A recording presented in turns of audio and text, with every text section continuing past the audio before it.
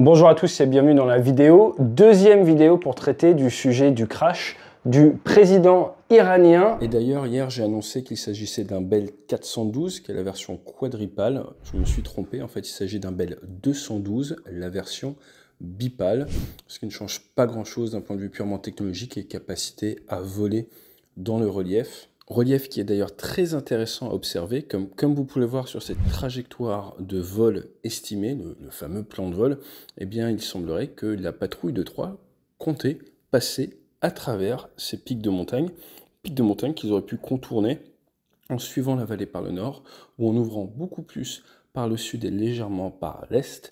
L'enquête, si un jour elle nous est communiquée, nous permettra peut-être de comprendre ce choix, un choix dû au timing, pour gagner du temps de vol, ou également un choix dû à la quantité de pétrole, même si ça me paraît peu probable. C'était ce week-end.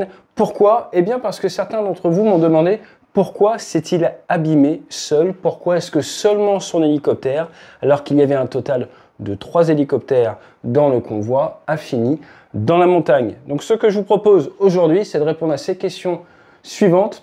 Le travail en patrouille, comment est-ce que ça fonctionne avec des pilotes, on va dire, à l'ADN militaire. Ensuite, le profil de vol, fonction de la météo. Nous allons voir qu'il va y avoir différents impacts et c'est différent de manière générale pour un avion ou pour un hélicoptère. Et d'ailleurs, nous sommes allés avec un simulateur, Flight Sim, dans la vallée. Et vous pouvez voir avec ces images à quel point la météo a un impact sur votre capacité à voler à basse altitude. Et ensuite, il y a pas mal d'informations qui sont sorties sur l'aide apportés par la Turquie et leurs drones, et je pense qu'il est intéressant de voir un petit peu les capacités de ce drone turc. La première vidéo, c'était crash du président d'Iran. On y parle de l'hélicoptère, le Bell 412, du CFIT, le fait de piloter son avion dans le relief sans faire exprès forcément, et également de l'impact de la panne moteur, sujet que nous allons retraiter un petit peu dans le travail en patrouille. Et tout ça, juste après le jingle.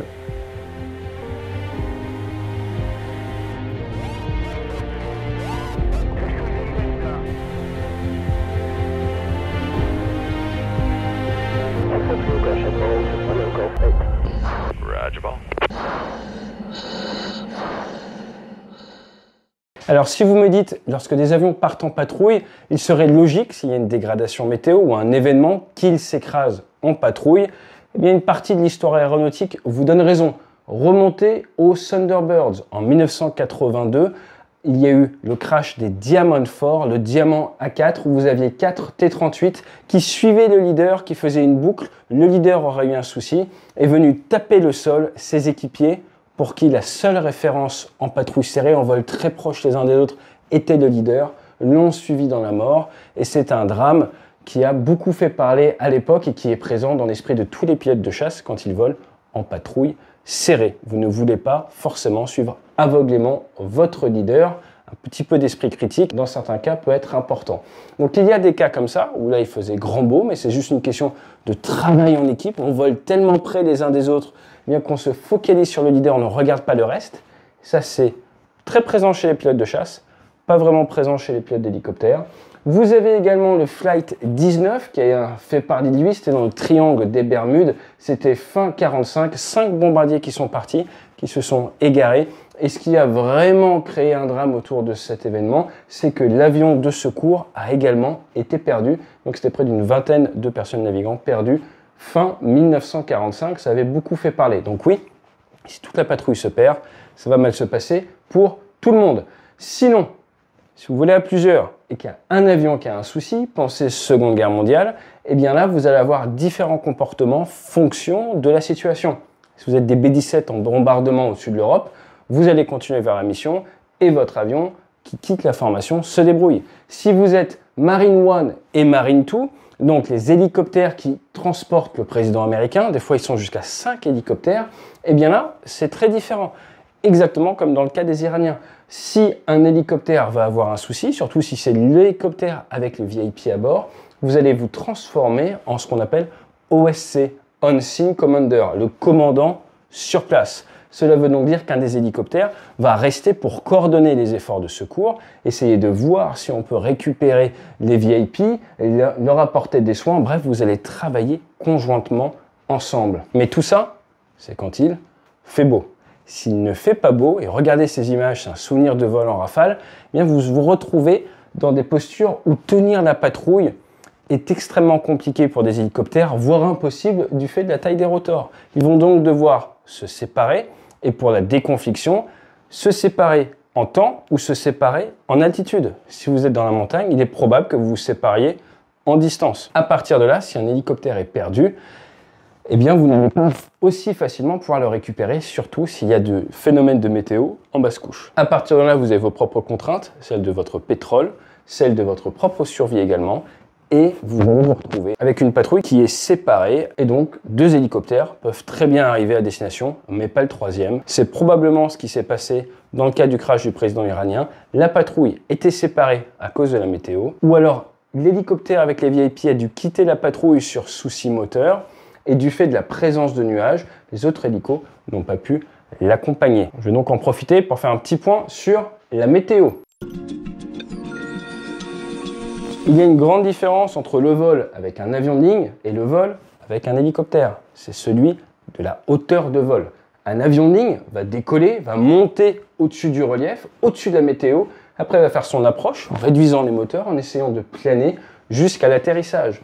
Si on regarde les différents types de nuages, là c'est par kilomètre, l'avion de ligne va donc éventuellement décoller dans la basse météo, dans les basses couches avec les stratus, mais ensuite il va chercher à monter au-dessus de la météo, et si il y a un nuage d'orage, il va le contourner, et ensuite il va redescendre et se retrouver, s'il y a besoin, à traverser ces différentes couches de nuages, voire même se poser dans le brouillard. C'est possible et c'est safe, ça se fait en toute sécurité. Regardez, les 4-3C, c'est un type d'atterrissage, ça se fait sans Decision Height et sans RVR. Donc pour la faire très simple, ça veut dire que dans le brouillard le plus complet, vous pouvez faire avec un avion de ligne une approche dite 4-3C. Moi, j'ai fait la formation sur 737 MAX. Et en fait, c'est de l'ordinateur, le pilote automatique, qui pose l'avion. Vous surveillez en tant que pilote. Ceci est possible avec un avion de ligne sur un terrain bien équipé.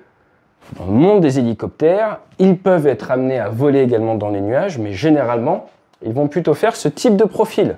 Ils vont soit voler basse altitude, en dessous des nuages, soit si les nuages sont par exemple des stratus et accrochent un petit peu le relief, ils vont faire un petit peu du vol comme ça par contour pour essayer de rester à 100 ou 200 mètres sol en évitant les nuages et si besoin en se faufilant entre les différents nuages. Ça leur permet de continuer le vol à vue, éviter de rentrer dans la couche où vous pouvez vous retrouver à avoir des phénomènes de givre qui peuvent incapaciter votre hélicoptère là où les avions ont une capacité à dégivrer. Ce n'est pas les mêmes puissances, ce n'est pas les mêmes vitesses de déplacement non plus.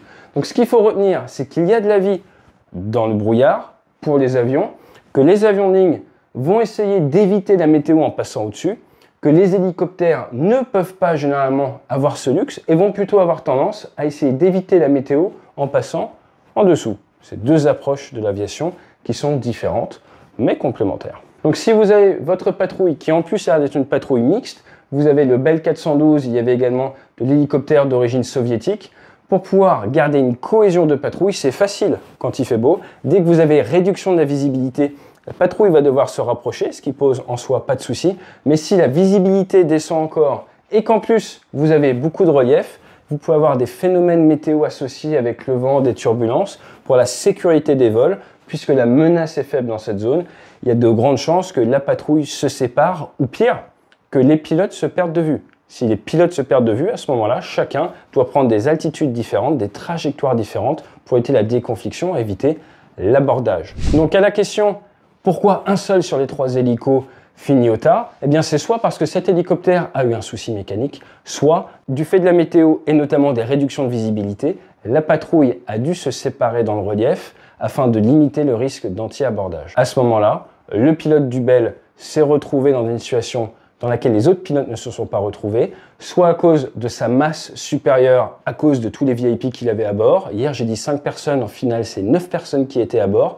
Les autres hélicoptères étaient peut-être plus légers, soit également à cause de performances différentes. Tout ça mis bout à bout, l'amenant à devoir prendre des décisions qui, malheureusement, l'ont amené dans le relief. Alors, Clash Report nous a partagé quelque chose de très intéressant. Je ne sais pas si c'est vrai à 100%, mais avec un œil purement professionnel et pour avoir un petit peu travaillé dans ces zones du monde, c'est assez logique. C'est assez logique et ça me paraît assez cohérent. Donc si on regarde un petit peu la timeline de ce qui s'est passé pour le Search and Rescue, pour l'envoi d'un drone, eh bien, vous voyez que vers 20 h heure locale, le ministère des Affaires étrangères a demandé de l'aide afin d'avoir un hélicoptère pour pouvoir faire ce qu'on appelle du SAR, de la recherche et sauvetage. Les Turcs ont tout de suite proposé d'envoyer un Bayraktar à Kinsey. Il y a eu acceptation de la part des Iraniens, mais ce Bayraktar qui était déjà en vol était armé. Et là, les Iraniens ont dit « Nous refusons que votre Bayraktar armé », ce qui veut dire sûrement que les Turcs ont des Bayraktars armés dans la zone, il a été interdit de rentrer dans le territoire. Pour pouvoir rentrer dans le territoire, il vous faut généralement ce qu'on appelle une DIC. Alors, faites pas de blague sur ce mot-là, c'est DIC, c'est une diplomatic clearance, un numéro de clearance diplomatique pour vous autoriser à traverser la frontière. Et donc là, ça a été refusé avec de l'armement. Il a donc fallu attendre que le drone non armé décolle, ce qui s'est fait assez rapidement, pour qu'il puisse pénétrer dans le territoire iranien en utilisant la DIC. Je vous vois venir, hein. C'est pas ma faute, c'est des termes techniques. Donc à 23 h 11, le drone non armé a décollé. Il rentre, au bout d'une petite heure, il arrive dans la région. Donc à 23 h 18, le drone décolle. À minuit 45, il est sur zone à très haute altitude, 30 000 pieds, probablement également pour utiliser les vents à son avantage. À cause de conditions météo dégradées, on voit bien sur les images, il y a une grosse nébulosité. Il va descendre au fur et à mesure jusqu'à 9 000 pieds, légèrement au-dessous du relief, pour essayer de détecter une source de chaleur qu'il identifie. Il va partager ces informations à 2 h 37 avec les autorités iraniennes qui vont envoyer des secours au sol qui finalement arriveront à localiser à 5 h 46 la zone précise avec aucun survivant. 4 minutes après, les Iraniens demandent aux Turcs de faire partir leur drone qui est donc RTB, Return to Base, il rentre à la maison. Et là, il met cap vers la maison, toujours piloté depuis la Turquie. Il remonte à haute altitude et il va en territoire turc. À ce moment-là, plus de 2 millions de personnes suivent en temps réel sur Flight Radar ce qui se passe et les opérations de secours. Et les Turcs font une opération de communication très intéressante une fois qu'ils sont rentrés. Rappelez-vous, à l'époque de la Seconde Guerre mondiale, on faisait le tonneau de la victoire après une victoire aérienne. Et bien là, ils ont tout simplement dessiné le croissant qui n'est pas sans rappeler le drapeau turc, de manière à bien montrer à tout le monde que c'est la Turquie qui a permis aux Iraniens de localiser leur épave. Pour finir sur ce drone, 5,5 tonnes au décollage, 2 fois 450 chevaux, c'était les premières versions. Vous avez maintenant une version qui a volé avec 2 fois 850 chevaux. Nous avons déjà parlé des drones turcs sur la chaîne, nous avons même eu la chance d'aller les voir de près lors du dernier salon du Bourget. C'est très impressionnant, il faut surveiller de près ce qui se passe actuellement en Turquie, car ils ont énormément investi dans leur capacité dans l'industrie de défense. Ils ont énormément de jeunes ingénieurs, de jeunes professionnels, et ils ont, comme on dit, un vecteur vitesse comme ça, et ils ont plutôt tendance à avancer et légiférer après, là où nous on est quand même encore un petit peu dans un mindset de légiférer avant d'avancer. Mais ceci est un autre sujet. Et si vous vous posez la question de pourquoi solliciter l'aide turque, il est tout simplement possible qu'un des plots de recherche et de sauvetage les plus proches de la zone de crash était tout simplement de l'autre côté de la frontière avec la Turquie. J'espère que vous comprendrez un petit peu mieux comment le vol a pu se dérouler. L'objectif numéro 1 des équipages est toujours l'anti-abordage, éviter de se rentrer dedans. Donc dès que les conditions se dégradent, vous voulez séparer tout le monde par la trajectoire ou par l'altitude. Et dans les montagnes, eh bien, ça va plutôt être par de la trajectoire. J'en profite également pour vous rappeler que dans l'aviation, avec les avions, la vitesse, c'est la vie, mais que dans les hélicoptères, vous avez toujours cette capacité à freiner, à vous arrêter, à vous racheter du temps. Rappelez-vous qu'il maîtrise le temps, maîtrise son environnement. Et c'est un peu comme sur la route. Si vous arrêtez, toute sécurité bien sûr, vous avez moins de chances d'avoir un souci, ou en tout cas, l'énergie lors de ce souci sera bien moins forte que si vous roulez à 180. N'oubliez pas, avec les hélicoptères, il y a toujours cette porte de sortie. Et si vous êtes passager et que vous voyez que la visibilité est vraiment en train de s'effondrer, c'est peut-être le moment de faire demi-tour, car là d'où vous venez, s'il y fait beau, à vitesse de déplacement dans l'hélicoptère, il est probable qu'il fasse encore beau. Il suffit de faire un 180 degrés. Mais cette décision est souvent la plus dure à prendre. Je vous dis à très bientôt sur la chaîne. N'hésitez pas à vous abonner. On a pas mal de vidéos sympas en courte finale. Et peut-être à très bientôt, en conférence ou en formation sur la sécurité ou sur les facteurs humains ou l'adaptation des méthodes de l'aviation à votre business. N'hésitez pas à faire un petit tour sur notre site web, on vous explique tout ça. Et également dans le livre Au-delà du cockpit. Allez, à très vite, fly safe. Et si au plus profond de vous, vous avez encore du mal à vous dire mais comment est-ce que 2 hélicoptères de protection peuvent perdre de vue leur leader?